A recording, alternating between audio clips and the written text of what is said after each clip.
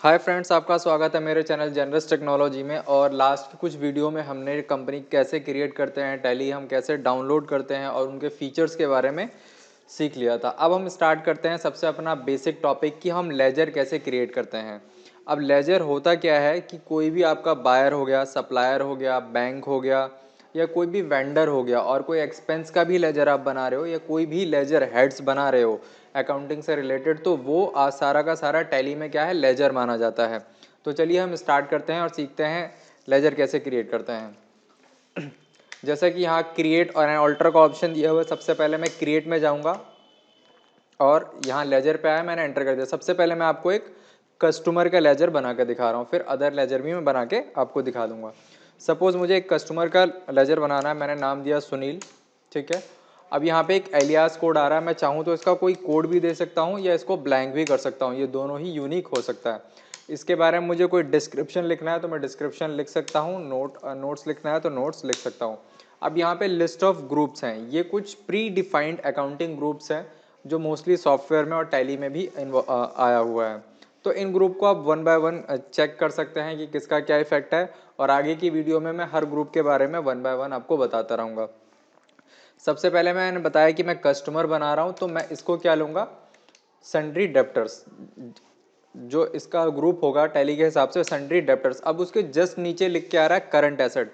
आप चाहो तो इसको डायरेक्ट करंट एसेट में भी बना सकते हो अगर आपको डीप लेवल अकाउंटिंग की नॉलेज है तो। अदरवाइज अगर आप सिंपल करना चाहते हैं तो आप सन्ड्री डेप्टर्स कर दें, वो ऑटोमेटिक उसको उसी ग्रुप में इफेक्ट कराएगा, ठीक है। अब और इसके बाद जो एक और ऑप्शन आता है मेंटेन बिल बाय बिल, इसे हम यस कर देते हैं क्योंकि इससे हमारा आउटस्टैंडिंग जो है, जो हमारा लेन देन बकाया वगैरह का जो पूरा आउटस्टैंडिंग बनेगा वो बिल वाइज डिटेल बन जाएगा, ठीक है। यहाँ पे डिफॉल्ट क्रेडिट पीरियड डाल सकते हो आप, ये कितना टाइम देना चाहते हो आउटस्टैंडिंग, क्रेडिट पीरियड डाल सकते हैं, चेक फॉर क्रेडिट डेज, ये सारे डाल सकते हैं।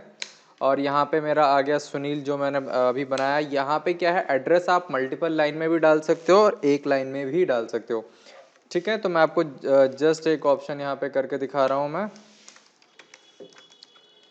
न्यू दिल्ली और मैंने 11004 करके या ऐसे कुछ इस तरीके से एक एड्रेस डाल दिया। 3 लाइन में भी आप डाल सकते हो, आप 2 लाइन में भी डाल सकते हो। जब आप एक लाइन ब्लैंक पास कर दोगे तो ऑटोमेटिक ये स्टेट वाले कर्सर पे चला जाएगा। आप स्टेट यहाँ पे आप सेलेक्ट कर लो तो स्टेट आप सेलेक्ट कर लो, कंट्री ऑटोमेटिक वो ले लेगा, ठीक है।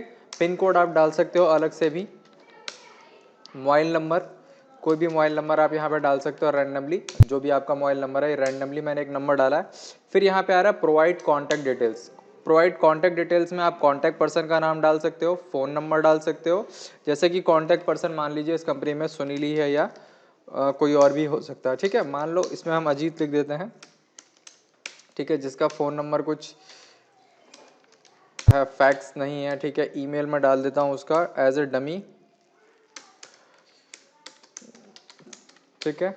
सीसी वेबसाइट वगैरह आप डालना चाहो तो डाल सकते हैं, ठीक है। फिर आता है कि इस वेंडर का जो बैंक डिटेल है वो डाल सकते हो आप, ठीक है। तो बैंक डिटेल आप खुद डाल सकते हो, उसमें कोई इशू नहीं है। अगर आपको मेंटेन करना है तो सिंपली आप यहाँ पे कोई भी आईडी डालोगे तो यहाँ पे आपको ऑप्शन आ जाएगा कि किस टाइप का बैंक डिटेल आप इनका डाल रहे हो, ठीक है। मेनली जो है ई फंड ट्रांसफ़र में आप बैंक डिटेल डालोगे, या कोई गूगल पे वगैरह नंबर है, कोई ईसीएस है तो उसकी डिटेल आप यहाँ पे डाल सकते हैं, चेक डिटेल भी उसकी डाल सकते हैं, ठीक है।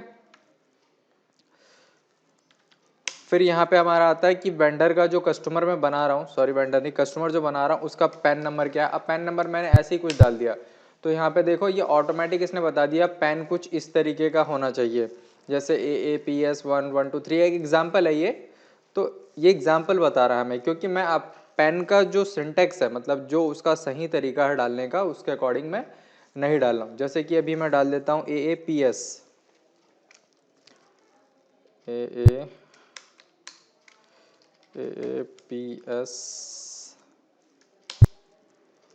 AAPS 1234 AAPS 1234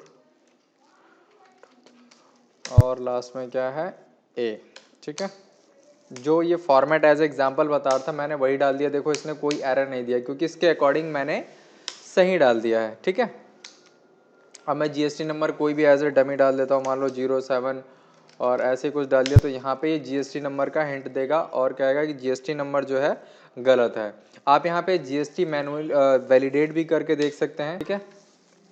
और यहाँ पे आप यस करोगे ऑप्शन, तो ये कुछ डीप में ऑप्शंस दिए हुए हैं कि एक्सपोर्टर है, पार्टी टाइप क्या है, डीम्स है, एम्बेसी है, तो इसको हम डिटेल में बाद में बात करेंगे, ठीक है। और यहाँ पे नॉर्मली आप किसी भी पार्टी का ओपनिंग बैलेंस डाल सकते हैं, उसका जो भी रेफरेंस है उसके साथ। तो ये हमने क्रिएट कर लिया है कस्टमर। सेम तरीका हमारा सप्लायर क्रिएट करने का भी रहेगा। मैं आपको बस इसमें एक बैंक और क्रिएट करके दिखा देता हूँ। बैंक लिया और मैं यहाँ पे बैंक डिटेल ले लेता हूँ, ठीक है। तो ये बैंक डिटेल आप फिल कर देंगे, जो भी बैंक डिटेल आपको रिक्वायर्ड होगा। ये कुछ अभी मेरे ऑटोमेटिक फैच नहीं कर रहा है क्योंकि इंटरनेट बंद है मेरा अभी, ठीक है। तो यहाँ पे आप जो भी डिटेल डाल देंगे ये आपका बैंक क्रिएट हो जाएगा। ऐसे ही सेम अगर आपको किसी और कोई और लेजर बनाना है, मान लीजिए आप एक टैक्स का ही लेजर बनाते हैं, अच्छा ऑलरेडी एग्जिस्ट है। इनपुट में आपको ऑल्टर करके दिखाता था। मान लीजिए आपने कोई टैक्स लेजर बनाया हुआ है, ये टैक्स लेजर बनाया तो इसकी जो अलग ग्रुपिंग है वो हम कर देंगे, तो ये हमारा लेजर क्रिएट हो जाएगा।